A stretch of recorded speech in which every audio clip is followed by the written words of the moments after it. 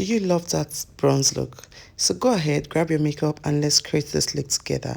First of all, I cleansed her face with the micellar water from Miss Mekti to give me a clean canvas, and I went ahead with the Kiss Beauty Green tea spray to hydrate her skin. After spraying, I go in with a brush to push that spray into her skin. I don't just let it dry. I just go in with my brush and also with my hand to just make sure that spray seals into her skin very well. Then going ahead with, for more hydration, I went ahead with the My Cold Hydrating Serum. I applied that with a brush, blended first with a brush. I went ahead with my fingers, with my hand to blend that in properly.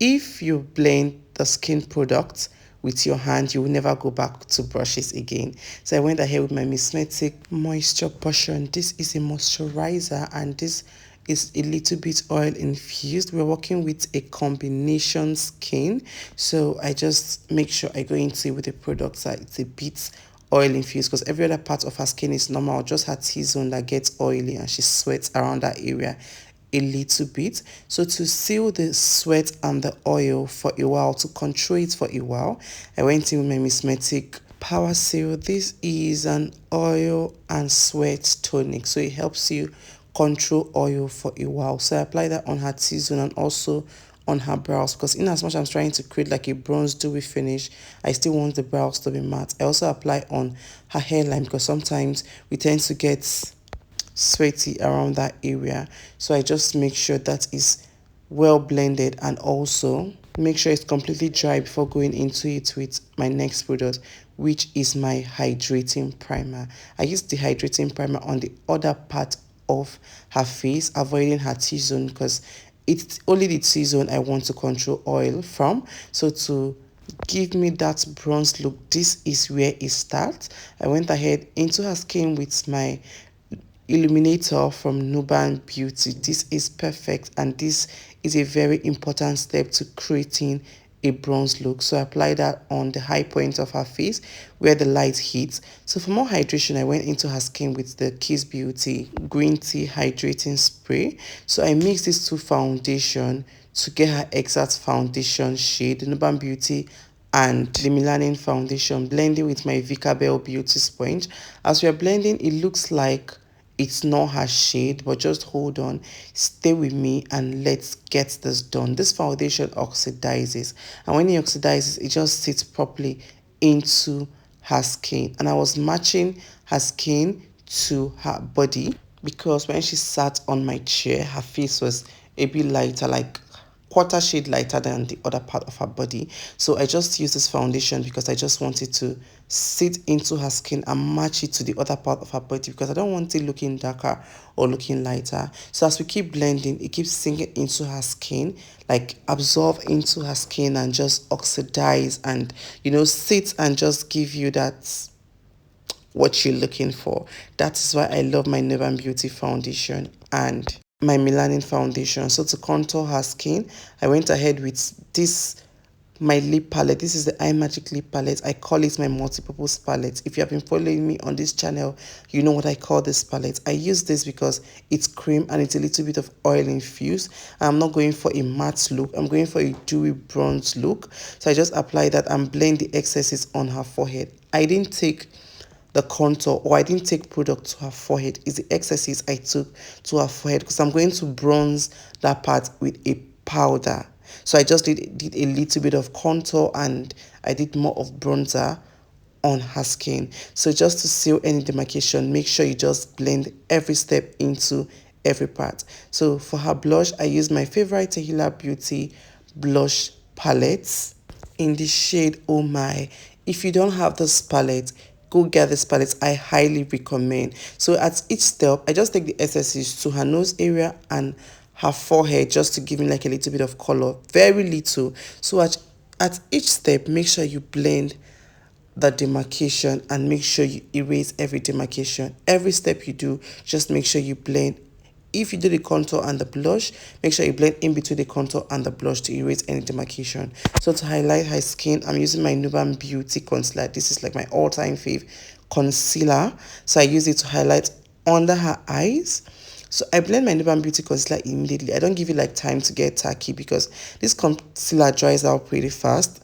So the only time I let my concealer get tacky is when I'm using my illegal concealer. So I just really leave it for a while to get tacky. But when you're working with the Nuban Beauty concealer, you need to just blend as you go. It's really, really important. And as I'm blending, I'm very light-handed. I'm not packing product because I don't want it looking so much on her skin.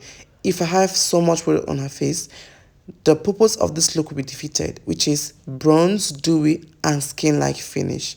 So I make sure I apply on the high points of her face, where I need to highlight, where the light hits when it comes on, and use a tiny brush to apply on the bridge of her nose because I don't want it spreading all over her nose. I don't want her nose looking big. So before I set under the eyes with a setting powder or a translucent powder, I make sure I go into it with a pressed powder first. So in this case, I'm using my Nuban Beauty powder. This is the 03. This is in the shade 03, yeah. So I just use it, apply it on every part of her face where I highlighted before going into it with a setting powder. And before you apply anything under the eyes, make sure you blend first to avoid creasing. So I'm blending now to just go into it with my setting powder. So in this case, I'm using my Sacha Buttercup, mixing it with my Laura Mercier translucent powder. I love mixing my setting powders. Like, I love mixing my setting powders. It just gives me that thing I'm looking for. Like, it just works perfectly well for me because sometimes I want to have like a little effect of each setting powder. So it's just better you just mix them and it just, perfectly well for you. To set all over her face, I'm using the Nuban Beauty powder. This is like my favorite powder.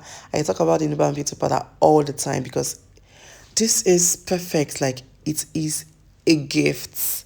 So after setting all over her face, I went ahead to do her brows. So I kind of zoomed this thing in so you can see when I'm doing the brows. But I have a very detailed tutorials on how to do the brows before and after skin work. I'm going to leave the link in the description so you go watch and catch up with it. That video is really detailed and you don't want to miss it. So doing the brows, I'm just using my regular Dewy's pencil. This is perfect. This is really, really perfect. If you get the original Dewy's pencil, you are really good to go because the pencil, it doesn't give you like that oil effect. And when you have like an already prepped brows, I don't know if that makes sense. So it just helps you like, give you the perfect finish you want. So this is the brows without concealing. I stroked the front, just give it like a false stroke and brush that in. So here I'm concealing the brows using my Nuban Beauty concealer. So when I'm concealing the brows after skin work, I don't use like a very light shade of concealer, but you understand better when you watch the video. I'm going to leave the link in the description for you so you go catch up.